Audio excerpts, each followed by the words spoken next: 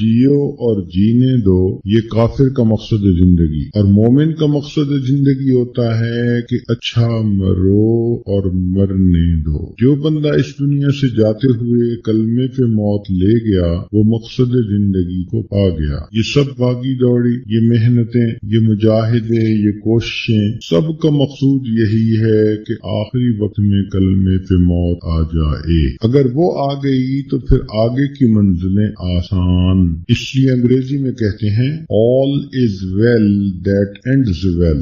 अगर कलमे पे मौत आ गई तो जिंदगी कामयाब हो गई, लेकिन ये कलमे पे मौत आना कोई आसान काम नहीं है, इसके लिए मेहनत करनी पड़ती है। मुल्तान के एक डॉक्टर साहब थे, उनको इमरजेंसी वार्ड में ड्यूटी करते सालों गुजर गए। उन्होंने एक किताब लिखी, मौत के वक्त के हालात। तो उन्होंने कहा कि मेरे जितने पेशेंट ऐसे होते थे कि जिनके वाइटल साइंस नजर आने लगते थे, मैं उनको पहले से समझा देता था कि आपने ऊंचा कलमा पढ़ना है, और अगर न पढ़ सके, कोई रुकावट हो, तो आपने इशारे से मुझे बताना है कि वजह क्या है न पढ़ने की। तो वो कहने लगे कि 100 पेशेंट्स में से मुश्किल से 10 होंगे जिनको आखिरी वक्त में ऊंचा कलमा पढ़ने की तौफीक नसीब हुई। बाकी लोगों की जुबान से या तो उल्टी सीधी बातें निकलती रही, या फिर एक आदमी ने इशारे से बतलाया कि मेरी जुबान पे फालिज हो गया, अब मैं कुछ पढ़ना भी चाहता हूँ तो मैं पढ़ नहीं सकता। ये सोच लीजिए कि जिस तरह एक आदमी को गाड़ी में बिठा दिया जाता है ड्राइविंग के लिए, तो स्टीयरिंग उसके हाथ में होता है, जहाँ चाहे ले जाए, लेकिन जब मालिक चाहता है उसको ड्राइविंग सीट से उठा देता है। आज अल्लाह रब्बुल इज्जत ने हमें अपने जिस्म की ड्राइविंग सीट पर बिठाया है। हम इस जिस्म को चाहें तो नेकी में लगाएं, चाहें तो गुनाहों में लगाएं। इसी को अल्लाह की इबादत में भी लगा सके हैं, इसी को हम गुनाहों की लज्जत में भी लगा सके। दाएं ले जाएं या बाएं ले जाएं, ये आज हमारा इख्तियार है। मौत के करीब जाकर ये हमारा इख्तियार खत्म हो जाए। इसलिए अक्लमंद इंसान वही है कि जो आज कसरत से कलमा पढ़ ले, उस मौका के आने से पहले पहले जब लोग इसे कलमा पढ़ाएंगे। उलमा ने लिखा है कि जो शख्स दुनिया में इस्तिकामत के साथ शरीयत पर चलेगा, ये बंदा पुल सिरात के ऊपर फिसले बगैर पार कर जाएगा। जो दुनिया में अहकाम इलाही पर अमल करने में फिसलता होगा, यही इंसान है जो पुल सिरात के ऊपर भी फिसलेगा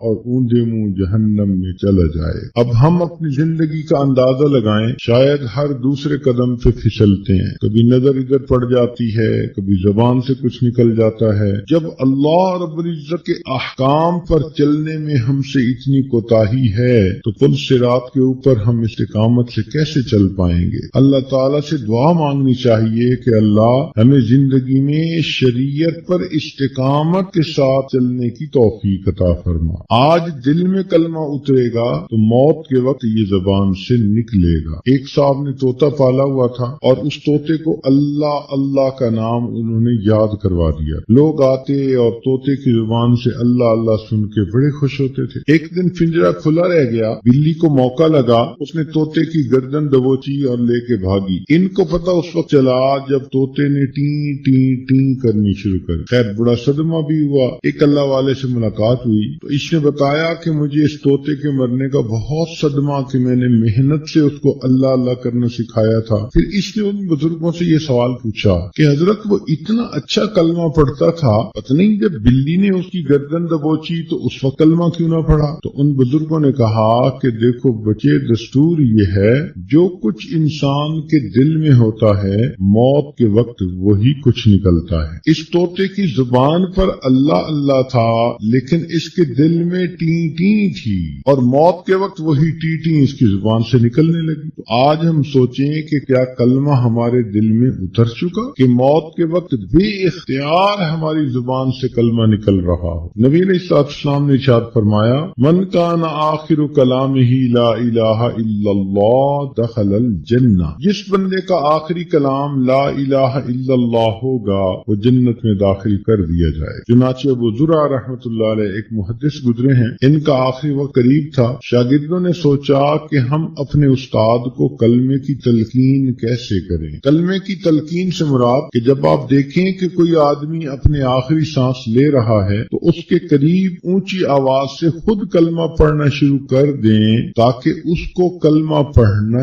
یاد آ جائے. اس کو یوں نہ کہیں کہ کلمہ پڑھو، اگر اس نے انکار کر دیا تو اس کا تو ایمان ہی ختم ہو جائے گا. سمجھداری سے کام لینا چاہیے. چنانچہ اگر کبھی زندگی میں آپ دیکھیں کہ کوئی آدمی گھر میں آخری سانس لے رہا ہے، دو کاموں سے بچیں اور ایک کام کریں. جن دو کاموں سے بچنا ہے ان میں سے پہلا کام کہ اس موقع پر کسی ڈاکٹر کو اسے نشے کا ٹیکہ مت لگانے دیں. آج کل ڈاکٹروں کی عادت ہے کہ جب وہ وائٹل سائن دیکھنے لگتے ہیں تو ٹیکہ لگا کے بندے کو بے ہوش کر دیتے اور اس بیچارے کو کلمہ پڑھنے کی بھی توفیق نہیں ہوتی. کافر موت کی تکلیف سے ڈرتا ہے، مومن نہیں ڈرتا. وہ سمجھتا ہے کہ سکرات موت کی تکلیف بھی میرے لیے گناہوں کی بخشش کا سبب بنے گی. تو آخری وقت میں ایک تو ڈاکٹر کو کبھی بھی نشے کا ٹیکہ نہ لگانے دیں، گھر میں ہو یا ہاسپٹل میں ہو. منع کر دیں کہ آپ جو مرضی اس کو دوائی دیں، آپ اس کو نشے کا ٹیکہ نہیں لگا سکتے. اور دوسرا کام یہ کریں کہ آخری سانس جب وہ بندہ لے رہا ہے تو اس کو تنگ نہ کیا کریں. ہم نے دیکھا ہے کہ گھر کی عورتیں بڑے سب تنگ کرنے لگ جاتے ہیں. اس نے آنکھیں بند کی ہوتی ہیں، آنکھیں کھولتی ہیں، ابو تم نے پہچانا میں کون ہوں؟ او اللہ کی بندی، ساری عمر تو یہ تمہیں پہچانتا رہا، اب تو وقت ہے اپنے مالک کو پہچاننے کا. اس کی یکسوئی میں خلل نہ ڈالو، اس کو توجہ اللہ کے ساتھ دنیا سے جانے دو. کبھی چھوٹے بچے کو لے کے آتی ہیں، کبھی بڑے بندے کو لے کے آتی ہیں. ابو دیکھو، ابو بات سن رہے ہو، ابو دیکھ رہے ہو، میری بات سن رہے ہو. تو بات چل رہی تھی کہ اگر کبھی گھر میں کوئی ایسی صورتحال ہو کہ کوئی بندہ اپنے آخری سانس لے رہا ہے تو اس موقع پہ دو کام نہیں کرنے چاہیے، ایک کام کرنا چاہیے. جو دو کام نہیں کرنے چاہیے اس میں ایک تو کسی ڈاکٹر کو یہ اجازت نہیں دینی چاہیے کہ وہ اس کو نشے کا ٹیکہ لگائے. اکثر ڈاکٹروں کی عادت ہوتی ہے کہ وائٹل سائن دیکھنے کے بعد نشے کا ٹیکہ لگا دیتے ہیں تاکہ مریض آرام کی نیند سو جائے.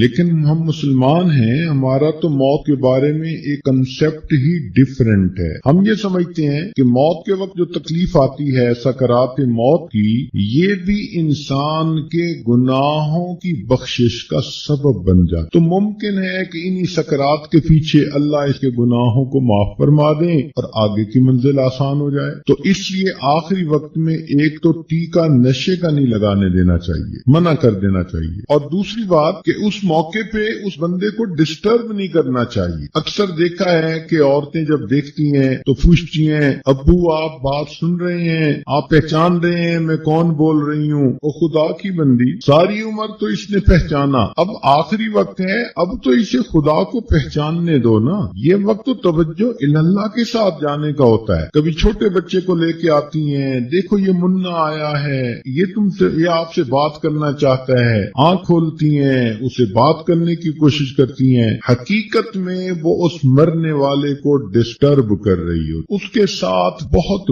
برا سلوک کر رہی ہوتی ہیں. اس موقع پہ بس یہ کام کریں کہ اس کے قریب ہو کر اونچی آواز سے کلمہ پڑھنے لگ جائیں تاکہ یہ آواز سن کر اس کو اپنا بھولا ہوا سبق یاد آئے. اس کو تلقین کہتے ہیں. تاہم ہمارے بزرگوں نے 10 اعمال ایسے لکھے ہیں کہ جن کے کرنے سے انسان کا خاتمہ اچھا ہوتا ہے، اسے کلمے پہ موت آتی ہے. آج وہ 10 باتیں آپ کے سامنے بتائی جائیں گی. امید ہے کہ آپ اسے گوش ہوش کے ساتھ سنیں گی، نوٹ کریں گی اور پھر ان پر آپ ہمیشہ پریکٹس کریں گی. سب سے پہلا عمل جس کے کرنے سے انسان کو آخری وقت میں کلمہ نصیب ہوتا ہے وہ ہے غیر محرم سے اپنی نظر کو بچانا. نبی علیہ الصلوۃ والسلام نے ارشاد فرمایا النظر سہم من سہام ابلیس، کہ نظر شیطان کے تیروں میں سے ایک تیر ہے. مسموم، زہریلا تیر. من ترکھا مخافتی،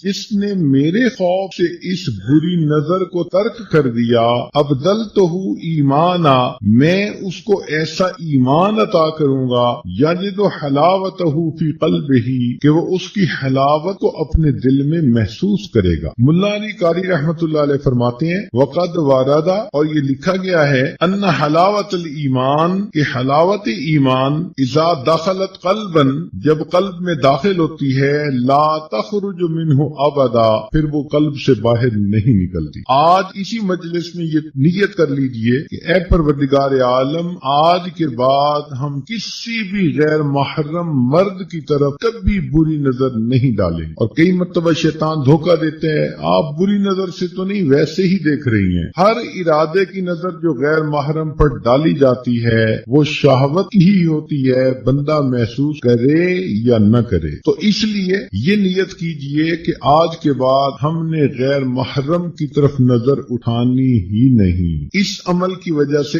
آخری وقت میں کلمہ نصیب ہوگا۔ اسی لیے حلاوت ایمان کی علامتیں لکھی ہیں، استلذاذ طاعات، جب دل میں ایمان کی حلاوت آ جاتی ہے تو عبادات کے اندر بندے کو لذت مل جاتی ہے، تلاوت کرنے کو جی چاہتا ہے، نماز پڑھنے کو جی چاہتا ہے، انسان کا عبادت میں نیکی میں جی لگتا ہے۔ ایثارھا علی جمیع الشہوات، اور تمام قسم کی شہوات کو چھوڑ دینا بندے کو آسان نظر آتا ہے۔ تحمل المشاق فی مرضات اللہ، اور اللہ کی جو پسندیدہ چیزیں ہیں ان کو کرتے ہوئے جو مجاہدہ ہے اس کو برداشت کرنے کی عادت ہو جاتی۔ پھر فرمایا کہ الرضا بالقضاء فی جمیع الحالات، ہر قسم کے حالات میں اللہ کی قضا پر بندے کو رضا نصیب ہو جاتی۔ تو پہلا عمل تھا بد نظری سے پرہیز۔ یہ بد نظری فزیکلی بھی ہو سکتی ہے کہ آپ پریکٹیکلی کسی مرد کی طرف دیکھیں، اور یہ ٹی وی کی سکرین پر بھی ہو سکتی ہے کہ آپ ٹی وی کی سکرین پر کسی غیر مرد کو دیکھیں، بات برابر ہی ہے۔ دوسرا عمل جس سے کہ آخری وقت میں کلمہ نصیب ہوتا ہے، فرمایا مسواک کرنا۔ یہ مسواک کرنا جیسے مردوں کے لیے سنت ہے، عورتوں کے لیے بھی سنت ہے۔ علامہ شامی رحمت اللہ علیہ نے اس کا مسنون طریقہ بتایا کہ مسواک کرتے ہوئے 3 انگلیاں اوپر ہوں، چنگلیاں نیچے ہو اور انگوٹھا سائیڈ پر ہو۔ وہ فرماتے ہیں مسواک کے بارے میں، من منافعہ، مسواک کے فوائد میں سے یہ بھی ہے تذکیر الشہادت عند الموت، موت کے وقت بندے کو کلمہ یاد آ جاتا ہے۔ رزقنا اللہ تعالی بمنہ وکرمہ، حدیث پاک میں آتا ہے جو بندہ اہتمام کے ساتھ مسواک کرتا ہو، ملک الموت آتے ہیں اور 2 کام کرتے ہیں، شیطان کو اس سے مار کے دور بھگا دیتے ہیں اور اس بندے کو کلمہ یاد دلا دیتے۔ یہ کتنا بڑا انعام ہے کہ ملک الموت ہی بندے کو یاد دلا دیں کہ تیرے جانے کا وقت قریب آ گیا۔ تو مسواک کی بھی پابندی کریں۔ تیسرا، ایمان پر شکر ادا کرنا کہ ہم نے کلمہ پڑھا، ہم مسلمان ہیں، اب اس ایمان پر ہم اللہ رب العزت کا شکر ادا کریں کہ اللہ تیرا شکر ہے تو نے ہمیں ایمان کی دولت عطا فرمائی۔ اس کی اصول یہ ہے لئن شکرتم لازیدنکم، اللہ تعالیٰ فرماتے ہیں اگر تم میری نعمتوں کا شکر ادا کرو گے ہم اپنی نعمتیں تمہیں اور زیادہ عطا کریں گے۔ تو جو ایمان پہ شکر ادا کرتا ہوگا اللہ تعالیٰ آخری وقت میں اس نعمت سے محروم نہیں فرمائیں گے۔ چوتھا عمل صدقہ خیرات کرنا۔ حدیث مبارکہ ہے، مشکات شریف کی روایت ہے، ان الصدقۃ تطفئ غضب الرب، کہ بے شک صدقہ اللہ کے غضب کو مٹا دیتا ہے، بجھا دیتا ہے، وتدفع میتۃ السوء، اور بری موت سے بندے کو بچا لیتا ہے۔ ملا علی قاری رحمۃ اللہ فرماتے ہیں کہ ای تمنع انزال المکروہ والبلاء فی الحال، کہ یہ عام حال میں مصیبتوں سے اور ناپسندیدہ احوال سے بندے کو بچاتا ہے، وتدفع سوء الخاتمۃ فی المآل، اور موت کے وقت بری موت سے بندے کو بچا لے۔ تو صدقہ خیرات جتنا بھی ہو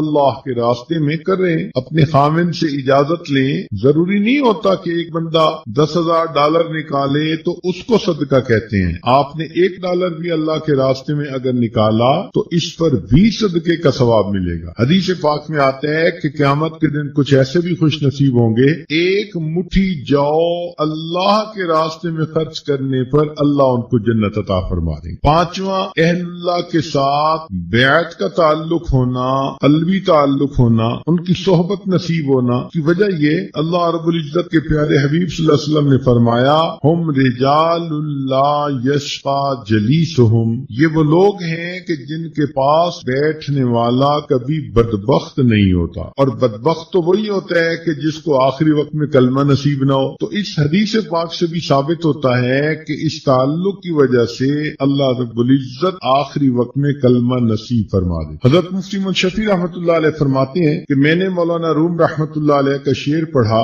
یک زمانہ صحبت با اولیاء بہتر از 100 سال اطاعت بے ریا، کہ اللہ والوں کی تھوڑی دیر کی صحبت 100 سال کی بے ریا عبادت سے بہتر ہے۔ تو فرماتے ہیں کہ میرے ذہن میں ایک سوال پیدا ہوا کہ اگر 100 سال کی عبادت سے بہتر ہے یہ کہتے تو ماننے والی بات ہی، مگر انہوں نے تو فرمایا کہ 100 سال کی بے ریا عبادت سے بہتر ہے۔ چنانچہ میں نے حضرت تھانوی رحمت اللہ کی خدمت میں عرض کیا کہ حضرت یہ شاید لوگ بہت افراط و تفریط کے مرتکب ہوتے ہیں، مجھے لگتا ہے کہ مولانا روم رحمت اللہ علیہ سے بھی اس پوائنٹ پر کچھ ایسا ہی معاملہ ہوا کہ انہوں نے فرمایا کہ اہل اللہ کی ایک لمحہ کی صحبت 100 سال کی بے ریا عبادت سے بہتر ہے۔ تو حضرت تھانوی رحمت اللہ علیہ نے فرمایا کہ اس شعر کو میں پڑھوں؟ جی حضرت پڑھیں۔ تو حضرت نے پڑھا، یک زمانہ صحبت با اولیاء بہتر از 100 سال اطاعت بے ریا، کہ اہل اللہ کی ایک لمحہ کی صحبت 100 سال کی بے ریا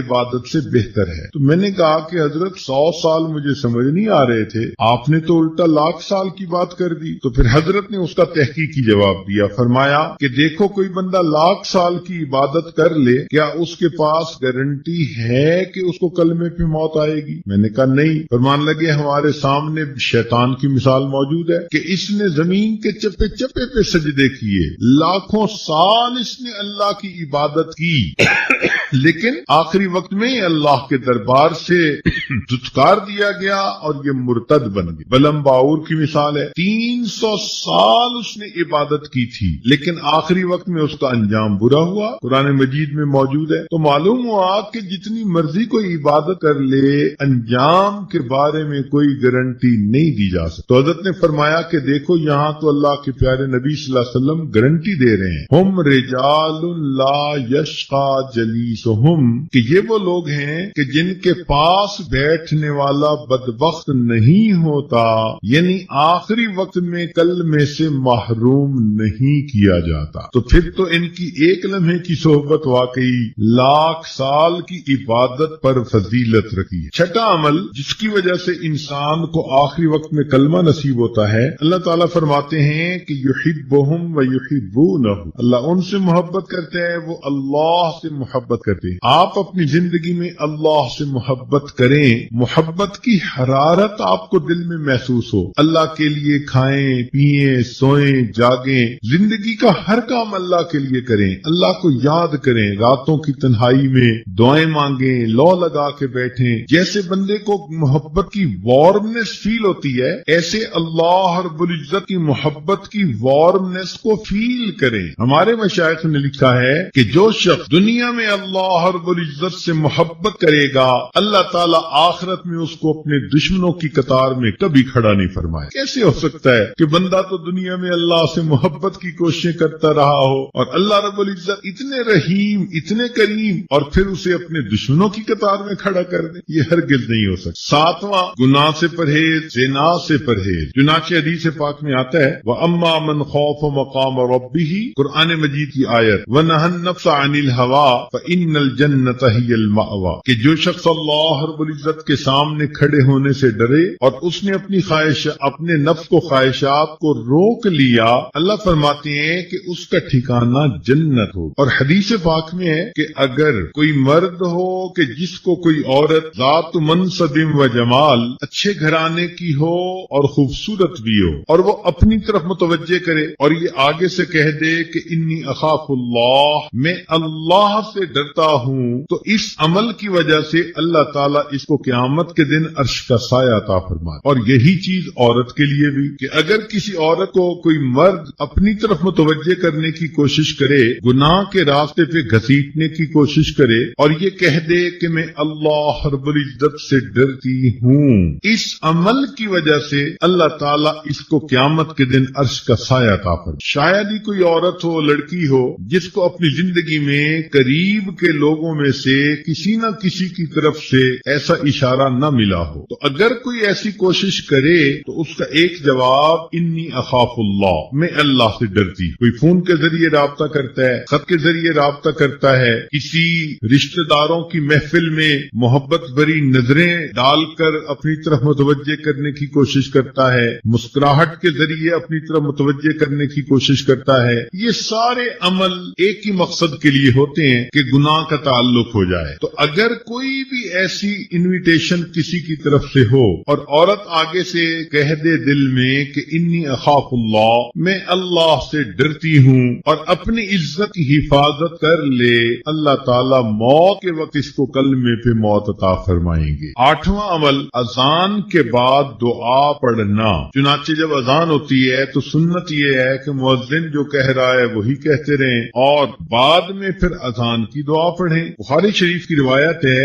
نبی اسلام نے فرمایا کہ جو اذان کے بعد یہ دعا پڑھے گا، حلت لہو شفاعتی، قیامت کے دن اس بندے کو میری شفاعت نصیب ہوگی۔ ملا علی قاری رحمۃ اللہ علیہ فرماتے ہیں، ففیہ اشارۃ الی بشارۃ حسن الخاتمہ، اس میں اشارہ ہے کہ اس کو موت کے وقت کلمے پہ موت نصیب ہوگی۔ اور حدیث پاک میں ایک دعا بھی ہے کہ جو آدمی یہ دعا مانگے گا اللہ تعالیٰ اس کو ایمان پہ موت عطا فرما دیں گے، اور وہ دعا بہت چھوٹی سی ہے، دن میں بھی مانگے رات میں بھی، اللہم بارک لنا فی الموت وفی ما بعد الموت، اللہ تعالیٰ سے یہ دعا مانگے کہ یا حی یا قیوم برحمتک استغیث، کلمے کی کثرت کریں، اس لیے کہ زندگی میں جو عورت کلمے کی کثرت کرے گی، ہر وقت اپنی زبان پہ لا الہ الا اللہ، لا الہ الا اللہ، لا الہ الا اللہ پڑھتی رہے گی، تو پھر آخری وقت میں اس کلمے کا پڑھنا اس کے لیے آسان ہوگا۔ خواجہ فرید بن عطار رحمۃ اللہ علیہ فرماتے ہیں، میں نوجوانی میں عطر کی دکان تھی اور میری ہزاروں شیشیاں ہوتی تھیں جن میں عطر پڑا ہوتا۔ ایک دن بڑے میاں آئے اور آ کر میری ان شیشیوں کو بڑی حیرانی سے دیکھنے لگ گئے۔ میں نے کہا بڑے میاں کیا دیکھ رہے ہیں؟ کہنے لگے یہ دیکھ رہا ہوں کہ تیری جان اتنی شیشیوں میں اٹکی ہوئی ہے، یہ کیسے نکلے گی؟ مجھے بڑا غصہ آیا، میں نے کہا کہ جیسے آپ کی نکلے گی ویسے میری نکلے گی۔ تو جب میں نے یہ الفاظ کہے تو وہ آگے سے کہنے لگے کہ اچھا بھائی میری تو ایسے نکلے گی۔ یہ کہہ کر میرے سامنے وہ زمین پر لیٹ گئے اور اوپر اپنے رومال ڈال لیا۔ میں سمجھا کہ شاید ویسے ہی مجھے کر کے دکھا رہے ہیں، جب قریب جا کے دیکھا تو ان کی موت آ چکی۔ تو جنہوں نے محنت کی ہوتی ہے پھر ان کو آخری وقت میں یوں کلمے پہ موت آتی۔ شیری سکتی رحمۃ اللہ علیہ فرماتے ہیں کہ ہم بیٹھے ہوئے تھے ایک کنویں کے قریب، ایک آدمی آیا اور ہم سے کہتا ہے کہ بھئی کوئی اچھی جگہ ہے جہاں انسان مر سکے۔ ہم بڑے حیران ہوئے اس کی بات کو سن کر، تو میں نے کنویں کی طرف اشارہ کر دیا کہ یہ اچھی جگہ ہے، سایہ دار بھی ہے، پانی بھی ہے۔ کہنے لگے ہمارے سامنے وہ بندہ وہاں گیا، اس نے جا کر وضو کیا، نماز پڑھی اور نماز پڑھ کے لیٹ گیا۔ کافی دیر کے بعد ہم اٹھے نماز پڑھنے کے لیے، تو ہم نے کہا چلو بھئی اس کو بھی جگاؤ، یہ جماعت میں شریک ہو جائے۔ کہنے لگے جب اس کو جگانے لگے تو دیکھا کہ وہ تو اپنے رب کو پیارا ہو چکا۔ تو جنہوں نے نیکی پر زندگیاں گزاری ہوتی ہیں پھر ان کو آخری وقت میں یوں موت آتی۔ ابو ذرا رحمۃ اللہ علیہ کی بات ہو رہی تھی کہ ان کے شاگرد موجود تھے، آخری وقت ان کا قریب آ گیا۔ اب شاگرد حیران کہ ہم حضرت کو کلمہ کیسے یاد دلائیں، یہ تو ہمارے استاد ہیں۔ تو انہوں نے سوچا کہ جس حدیث مبارکہ میں کلمے پہ موت آنے کی بشارت ہے ہم اس کی روایت پڑھتے ہیں ان کے سامنے تو خود بخود یاد آ جائے گی۔ تو انہوں نے وہ روایت پڑھنی شروع کر دی۔ جیسے ہی انہوں نے ان فلاں کی بات کہی تو کہتے ہیں کہ حضرت نے وہ حدیث خود پڑھنی شروع کر دی، اور پڑھتے پڑھتے جب انہوں نے کہا من کان آخر کلامہ لا الہ الا اللہ، تو الا اللہ کے لفظ کہنے پر ان کی روح نکل گئی اور وہ اللہ کو پیارے ہو۔ علماء نے لکھا ہے کہ انہوں نے پریکٹیکلی دکھا دیا کہ جس کا آخری لفظ لا الہ الا اللہ ہوتا ہے وہ پریکٹیکلی جنت کے اندر داخل ہو جاتا۔ 10واں عمل جس سے کہ آخری وقت میں موت نصیب ہوتی ہے، یہ دعا باقاعدگی سے مانگیں۔ نبی علیہ الصلوۃ والسلام کے جو احسانات ہیں، درود شریف کا زیادہ پڑھنا گویا ان احسانات کا بدلہ چکانے والی بات ہے۔ انہا سبب کفایت اللہ عبدہ ما اہمہ، جو پریشانیاں ہوتی ہیں درود شریف کے صدقے اللہ رب العزت ان پریشانیوں کو ختم کر دیتے ہیں۔ انہا سبب اجابت الدعاء، دعا کی قبولیت کا یہ سبب ہوتا ہے۔ انہا سبب زکات و طہارت للمصلی، جو درود شریف پڑھنے والا ہے اس کا دل اس سے صاف ہوتا ہے، اس کا نفس پاک ہوتا ہے، اور ایسے آدمی کو حدیث میں پاک میں فرمایا کہ جو درود شریف زیادہ پڑھتا ہے وہ بخیل نہیں ہوتا، پھر جو درود شریف زیادہ پڑھتا ہے وہ قیامت کے دن کی حسرت سے بچ جاتا ہے، اور جو درود شریف زیادہ پڑھتا ہے ملائے اعلیٰ میں اس بندے کی تعریفیں بہت ہوتی ہیں، اور اس کے عمر میں اس کے وقت میں اللہ برکتیں عطا فرما دیتے ہیں۔ اور انہا سبب لتثبیت قدم العبد علی الصراط، جو بندہ درود شریف زیادہ پڑھتا ہے قیامت کے دن پل صراط سے گزرتے ہوئے اس کے پاؤں اتنے مضبوط ہوں گے، درود شریف زیادہ پڑھا ہوگا۔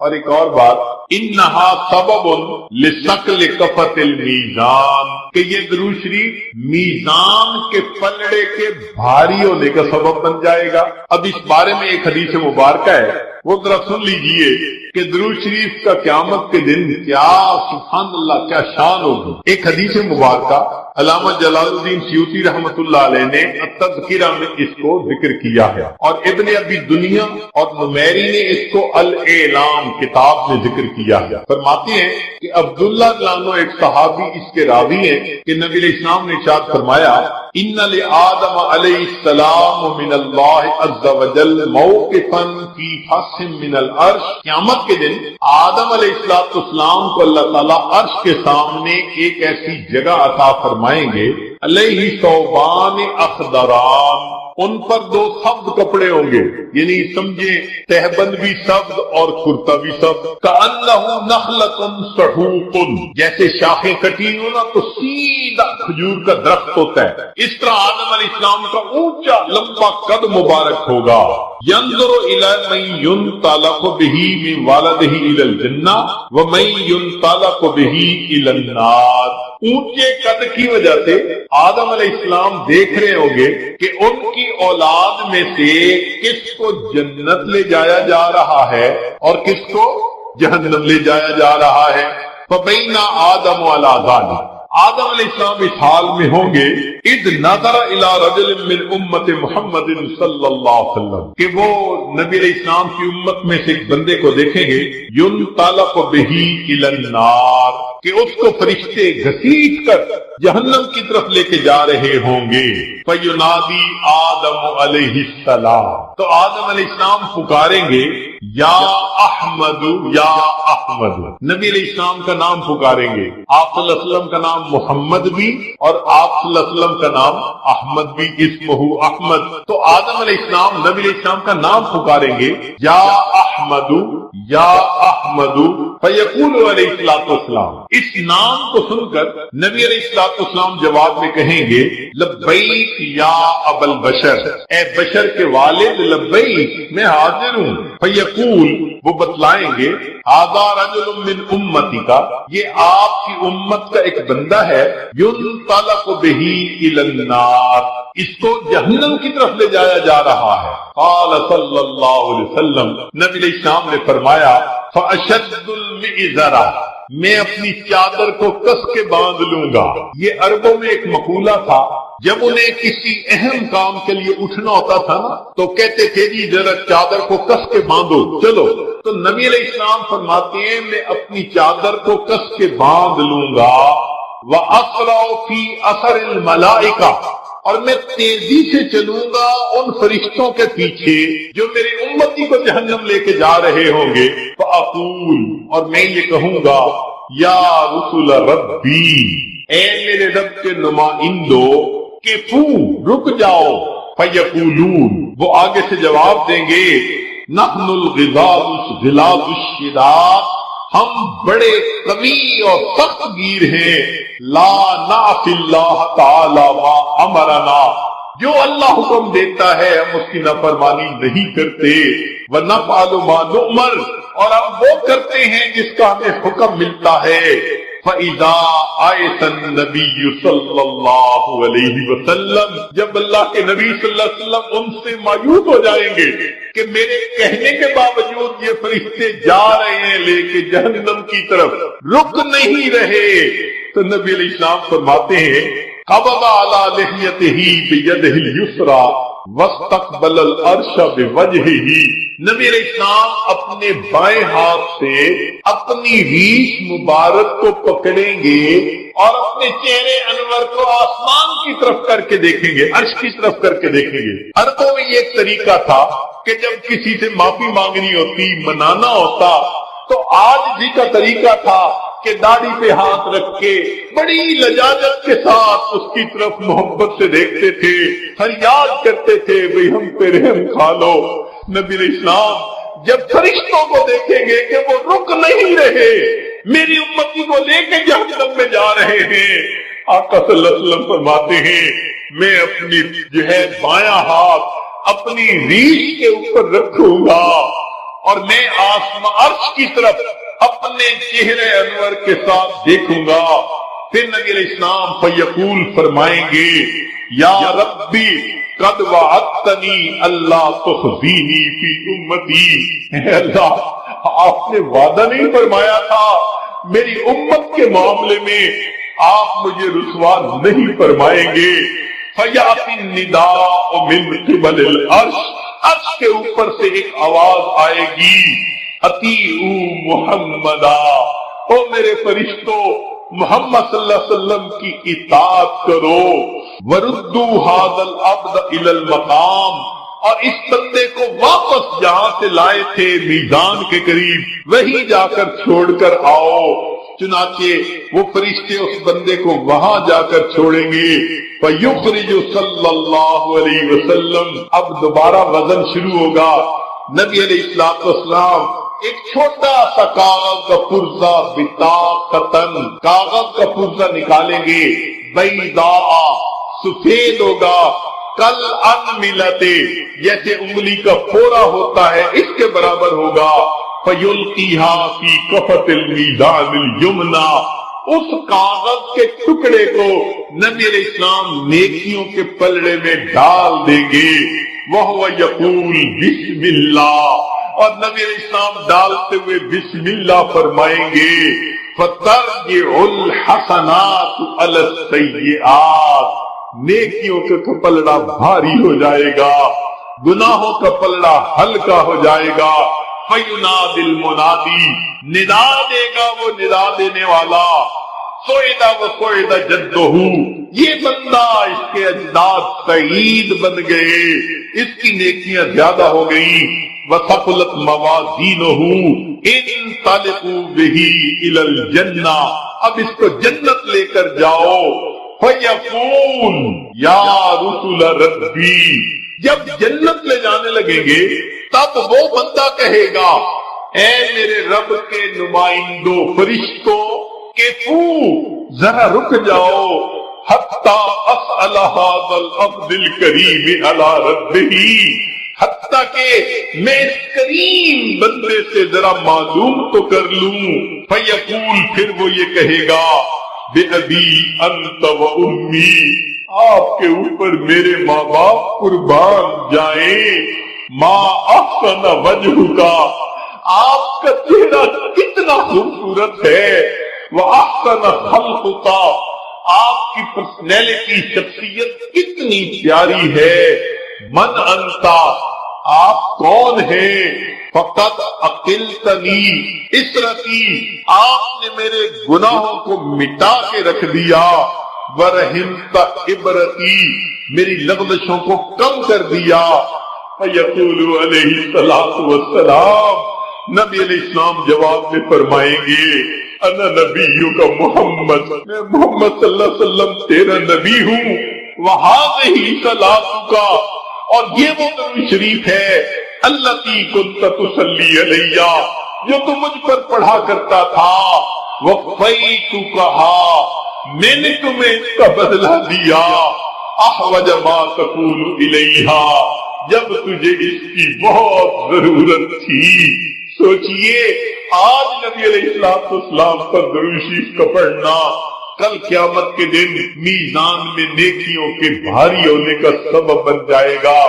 دعا ہے اللہ رب العزت ہمیں اپنے حبیب صلی اللہ علیہ وسلم کی سچی محبت عطا فرمائے، ان کا احترام، ان کی عزت اکرام وہ بھی دل میں عطا فرمائے، ان کی سنتوں کی محبت کے ساتھ اتباع کرنے کی بھی توفیق عطا فرمائے۔ زندگی کیا ہے تھرکتا ہوا ننھا سا دیا، ایک ہی جھونکا جسے آ کے بجھا دیتا ہے، یا سرے مجھگاں غم کا تھرکتا ہوا آنسو پلک چھپکنا جسے مٹی میں ملا دیتا ہے۔ اسی لیے کسی نے یہ کہا، زندگی انسان کی ہے مانند مرغ بے نوا، شاخ پر کچھ دیر بیٹھا چہچہایا اڑ گیا، کہ جس طرح ایک پرندہ کسی شاخ پر آ کر بیٹھتا ہے، تھوڑی دیر چہچہاتا ہے اور چلا جاتا ہے، یہی انسان کی زندگی کی مثال ہے کہ انسان اس دنیا میں تھوڑی دیر کے لیے آیا اور بالآخر اس دنیا سے چلا جائے۔ آپ نے دیکھا ہوگا کہ جب بچہ پیدا ہوتا ہے تو اس کے ایک کان میں اذان کہتے ہیں اور دوسرے میں اقامت کہتے ہیں، یہ اس بچے کو پیغام دے رہے ہوتے ہیں کہ تیری زندگی کی اذان بھی ہو گئی، تیری زندگی کی اقامت بھی ہو گئی۔ اب اقامت میں اور جماعت کے کھڑے ہونے میں جتنا فرق ہے اتنا ہی تیری زندگی ہے، لہذا تم اپنی زندگی اس طرح سے گزارو کہ ابھی میری نماز جنازہ قائم ہونے والی، اسی لیے یہ حکم ہوا کہ تم دنیا میں ہو تو امتحان گاہ میں ہو، یہ دنیا سیر گاہ نہیں، تماشا گاہ نہیں، آرام گاہ نہیں، یہ امتحان گاہ ہے۔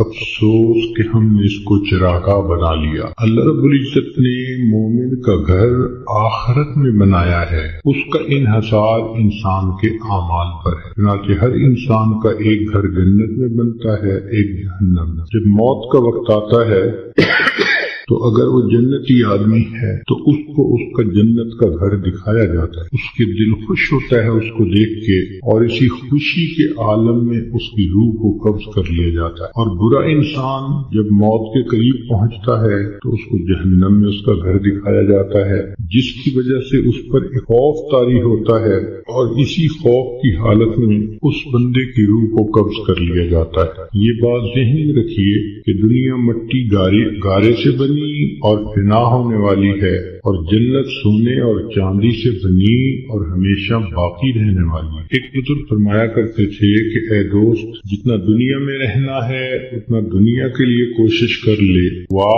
اور ڈاکٹر کی آنکھوں کے سامنے اس کی جان نکل۔ تو اللہ تعالیٰ چاہتا ہے تو ڈاکٹر کے قدموں میں جان دے دیتا ہے، موت دے دیتا ہے، اور اللہ تعالیٰ چاہتا ہے تو مردوں کی فہرست سے بندے کا نام نکلوا دیتا ہے۔ اور کئی مرتبہ انسان موت سے بھاگ کے جا رہا ہوتا ہے اور حقیقت میں موت کے قریب ہو رہا ہوتا ہے۔ چنانچہ سلیمان علیہ السلام کا دربار ہے، ایک شخص داخل ہوا اور اس نے وہاں بیٹھے ہوئے کسی آدمی کو بڑے غور سے دیکھا، تو جس بندے کو غور سے دیکھا اس پہ بہت خوف طاری ہوا، وہ اٹھ کے سلیمان علیہ السلام کے پاس آیا، حضرت مجھ پہ بہت خوف ہے اس شخص کا جس نے مجھے غور سے دیکھا، آپ پلیز ہوا کو حکم دیں مجھے دور فلاں جزیرے کے اندر پہنچا دے۔ تو سلیمان علیہ السلام نے ہوا کو حکم دیا، اتنے میں آپ نے اس بندے کو بلایا جس نے گھور کے دیکھا تھا، پوچھا کبھی کون ہو؟ اس نے جواب دیا جی ملک الموت۔ تم اسے گھور کے کیوں دیکھ رہے تھے؟ تو کہنے لگے کہ میں اس لیے اس کو غور سے دیکھ رہا تھا کہ اس کی روح تو میں نے فلاں جزیرے کے اندر نکالنی ہے اور یہ آپ کے دربار میں یہاں بیٹھا ہوا ہے۔ تو سلیمان علیہ السلام نے بتلایا کہ اس نے مجھ سے خود ریکویسٹ کی کہ مجھے فلاں جزیرے میں پہنچا دے۔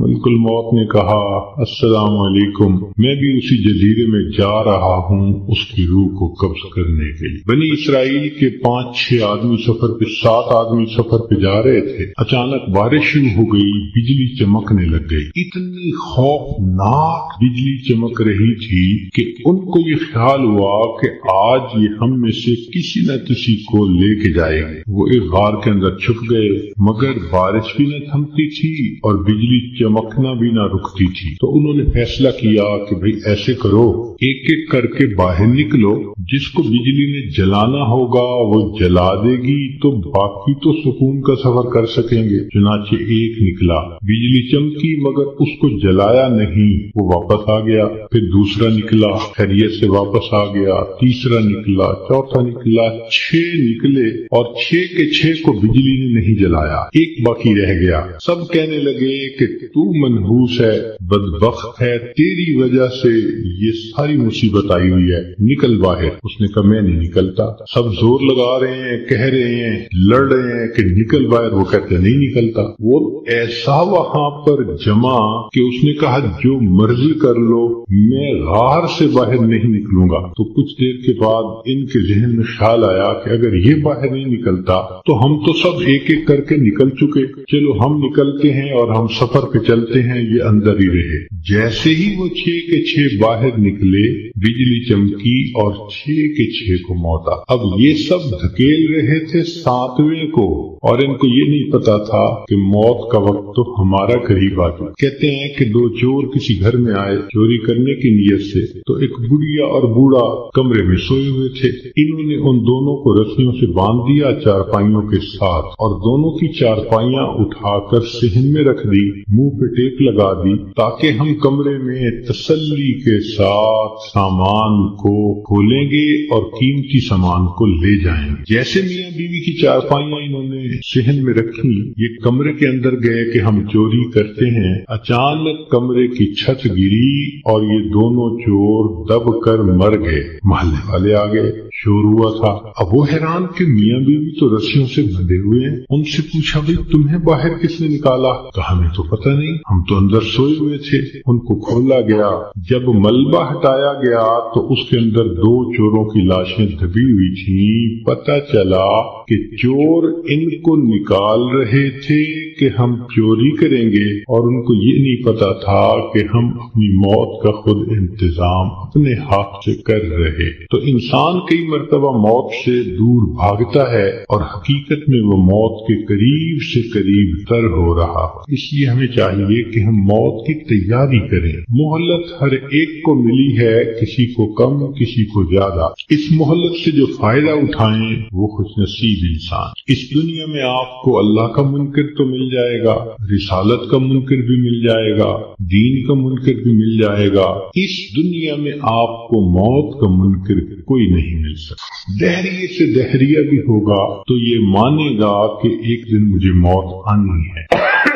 جب موت آنی ہی ہے تو کیوں نہ انسان اس کے لیے تیاری کر لے۔ اور موت کی تیاری یہ نہیں کہ انسان جاگنگ کرے اور ویٹ لفٹنگ کرے اور ایکسرسائز کرے، نہیں۔ موت کی تیاری یہ ہے کہ انسان اپنے پچھلے گناہوں سے توبہ کر لے، آئندہ نیکوکاری کی زندگی گزارنے کا ارادہ کر لے، اور جو لوگوں کے حقوق اس پر ہیں ان سے معافی مانگ لے۔ ہم نے دیکھا کہ بسا اوقات جو بندہ بیمار ہوتا ہے اس کے ساتھ اوپر والے ظلم کرتے ہیں۔ ظلم کا کیا مطلب؟ کہ اس کو حقیقت نہیں بتاتے کہ بیماری کتنی ہے، تسلی دیتے رہتے ہیں، اور وہ جھوٹی تسلی ہوتی ہے۔ ابو ٹھیک ہو جائیں گے، امی ٹھیک ہو جائیں گی، اور وہ سمجھتے ہیں کہ ہم بڑا نیکی کا کام کر رہے ہیں۔ جی بتائیں گے تو ابو کو شوق لگے گا۔ بھائی شوق تو ان کو لگے گا جب اچانک موت آ جائے گی۔ یہ بہتر نہیں کہ ان کو پہلے سے انفارم کر دیا جائے کہ جی بیماری خطرناک ہے،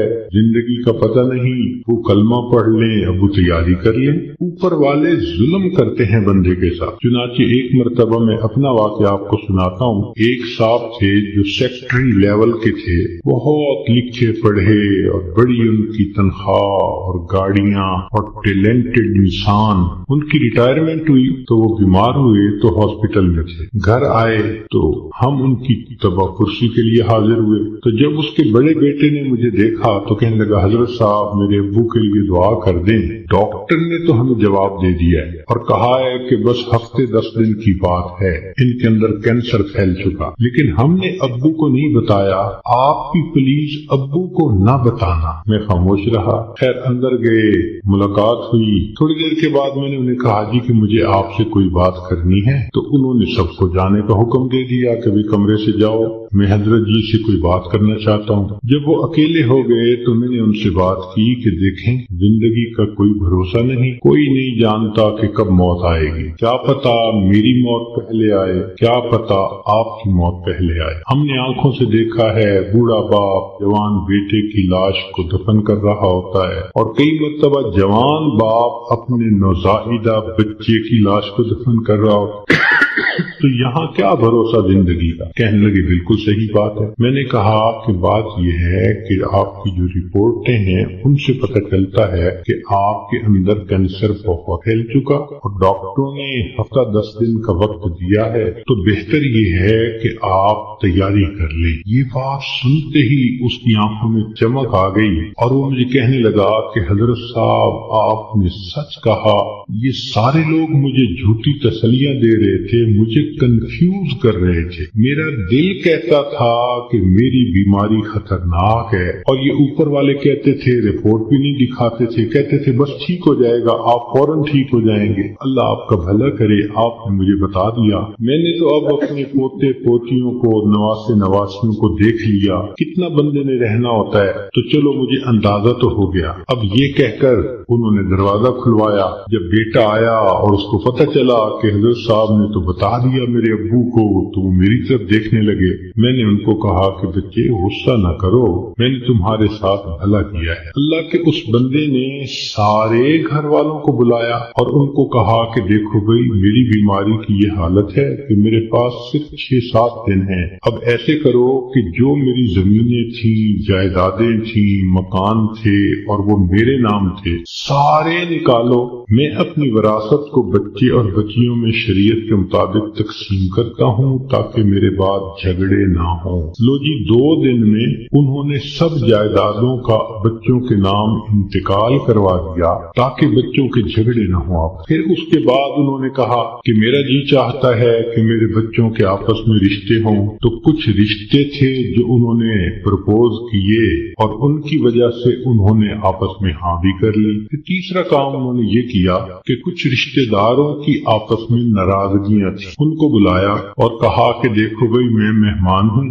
میرے دل کی تمنا ہے کہ میں تمہیں آپس میں ایک دوسرے سے سلو کرتا ہوا دیکھوں۔ چنانچہ 15 20 سال سے جو ایک دوسرے سے رشتے دار نہیں بولتے تھے، گھر آنا جانا نہیں تھا، انہوں نے ان سب میں سلو کروا دی۔ پوری برادری اتنی خوش تھی ان تمام باتوں پہ کہ جی اس بندے نے اتنا اچھا کام کر دیا، یہ ہماری برادری کا بڑا تھا، سب میں جوڑ پیدا کر دیا۔ پھر اللہ کی شان، 1 ہفتے کے بعد اس کو موت آ گئی۔ اب اس کا بیٹا جب کبھی ملتا ہے کہتا ہے حضرت جو احسان آپ نے ہم پہ کیا ہم اس کا بدلہ نہیں چکا سکتے۔ تو کیا ضرورت ہے بیمار آدمی سے چھپانے کی جبکہ اس کی بیماری اتنی خطرناک سٹیج تک پہنچ چکی ہو؟ ہم مسلمان ہیں، یقین ہے کہ ہم نے جانا ہے، تو اس بندے کو غفلت میں موت آئی اور وہ کلمہ بھی نہ پڑھ سکا تو پھر اس کو دکھ ہوگا نا، بتانے سے تو دکھ نہیں ہوتا۔ تو اس لیے شریعت نے کہا کہ جب کسی کو موت آنے لگے تو اس کو کلمے کی تلقین کیا کرو۔ ہم نے یہ دیکھا ہے کہ ادھر بندے کے آخری لمحہ ہوتا ہے اور ادھر بیوی جو ہے آگے بڑھتی ہے اور بیٹی کو کرتی ہے، آپ نے پہچانا اسے، یہ کون ہے؟ یہ دیکھو یہ تسنیم آئی ہے، یہ دیکھو یہ پروین آئی ہے۔ حالانکہ وہ لمحہ اس بندے کے لیے اللہ کے ذکر کا وقت ہوتا ہے، یکسوئی کا وقت ہوتا ہے۔ تو یہ مسئلہ سمجھ لیں کہ جب کسی مریض یا مریضہ کو دیکھیں کہ اب آخری لمحے ہیں، مت تعارف کریں اور کروائیں۔ ساری زندگی اس کو تعارف ہوتا رہا، اب تو رب سے تعارف ہونے کا وقت ہے، اب کیوں اس کو غافل کرتے ہیں، کیوں اس کی توجہ کو ہٹاتے ہیں؟ کہتے ہیں کہ ایک بزرگ تھے، 3 سال کی بیٹی تھی، حفصہ اس کا نام